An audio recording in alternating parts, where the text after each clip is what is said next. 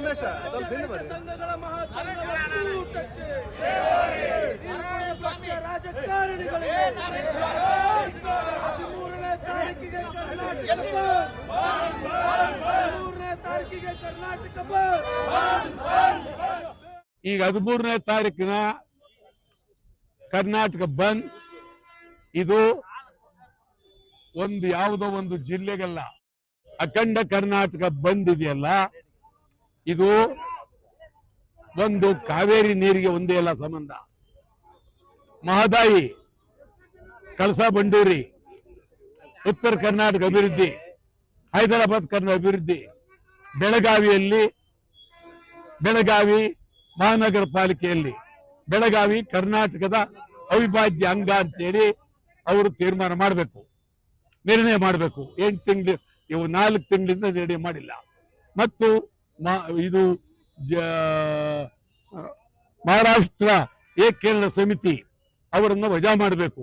ಈ ತರ ಬೇಡಿಕೆಗಳು ಉತ್ತರ ಕರ್ನಾಟಕ, ಹೈದರಾಬಾದ್ ಕರ್ನಾಟಕ, ಅಖಂಡ ಕರ್ನಾಟಕದ ಬೇಡಿಕೆಗಳು. ಬರೀ ಒಂದೇ ನೀರು ಬಿಡಿ ಅಂತ ಇಲ್ಲ, ಆಯ್ತಾ?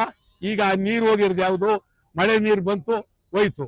ಆದ್ರೆ ಸಮಿತಿಯವರು ನಮಗೆ ನೀರು ಬಂದಿದೆ ಅಂತ ಎಲ್ಲೂ ಹೇಳಿಲ್ಲ. ಮತ್ತು ಆವತ್ತೇ 13ನೇ ತಾರೀಕೆ ಸುಪ್ರೀಂ ಕೋರ್ಟ್ನಲ್ಲಿ ತಮಿಳುನಾಡಿನವರು ಕೇಸ್ ಹಾಕಿದ್ದಾರೆ. ಆ ದೃಷ್ಟಿಯಿಂದ ಅಖಂಡ ಕರ್ನಾಟಕ ಬಂದ್ಗೆ ಇಡೀ ಕರ್ನಾಟಕದ ಉದ್ದಗಲಕ್ಕೂ ಬೆಂಬಲ ಎಲ್ಲ ಸಿಕ್ಕಿದೆ. ಅದ್ಭುತವಾಗಿ ಬಂದ್ ಆಗುತ್ತೆ. ಆದರೆ ಸಮಗ್ರವಾಗಿ ಬಂದಾಗುತ್ತ ಯಾವ ಕಾಲದಲ್ಲೂ ಅಖಿಲ ಭಾರತ ಬಂಧು ಆಗಿಲ್ಲ. ಒಂದು ಸ್ವಲ್ಪ ಆಗ್ತವೆ, ಕೆಲವು ಕಡೆ ಮುಚ್ಚೇ ಇರ್ಬೋದು, ಕೆಲವು ಕಡೆ ಗಾಡಿ ಓಡಿಸ್ಬೋದು.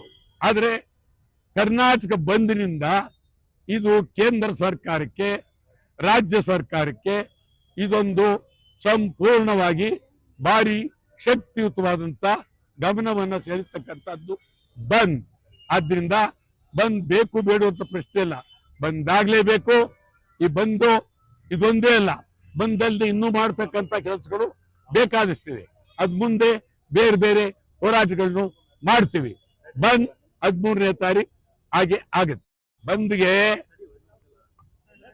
ಇಡೀ ರಾಜ್ಯದ ಎಲ್ಲ ಜಿಲ್ಲೆಗಳು, ತಾಲೂಕಲ್ಲಿ ಅವರು ಚಳವಳಿ ಮಾಡೋದಕ್ಕೆ 13ನೇ ತಾರೀಕು ಸಿದ್ಧರಿದ್ದಾರೆ. ಸುಮಾರು 2,000 ಸಂಘಟನೆಗಳು ಇಡೀ ರಾಜ್ಯಾದ್ಯಂತ ಬೆಂಬಲ ಕೊಡೋದಕ್ಕೆ ತಯಾರಾಗಿದ್ದಾರೆ. ಮತ್ತು ಮಂಡ್ಯ ಸಂಪೂರ್ಣ ಬಂದ್ ಆಗುತ್ತೆ. ಆ ಕಡೆ ಈ ಕಡೆ ಇಲ್ಲಿ ಉತ್ತರ ಕರ್ನಾಟಕದಲ್ಲೂ ಅದ್ಭುತವಾಗಿ ಬಂದ್ ಆಗುತ್ತೆ. ಎಲ್ಲ ರೈತರು, ಇಲ್ಲಿ ಬಂದಿರತಕ್ಕಂಥ ಎಲ್ಲ ರೈತರು, ರೈತ ಮುಖಂಡರು, ಇವರೆಲ್ಲರೂ 100ಕ್ಕೆ 100 ಸಂಪೂರ್ಣ ಬಂದ್ಗೆ ಬೆಂಬಲ ಕೊಟ್ಟಿದ್ದಾರೆ. ಮತ್ತು ಬೆಳಗಾವಿಯಲ್ಲಿ ಬಂದಾಗುತ್ತೆ, ಹುಬ್ಬಳ್ಳಿಯಲ್ಲೂ ಅದ್ಭುತವಾಗಿ ಬಂದಾಗುತ್ತೆ. ನಿಮ್ಮ ಬೆಂಬಲ ಸಂಪೂರ್ಣ ಬೇಕು.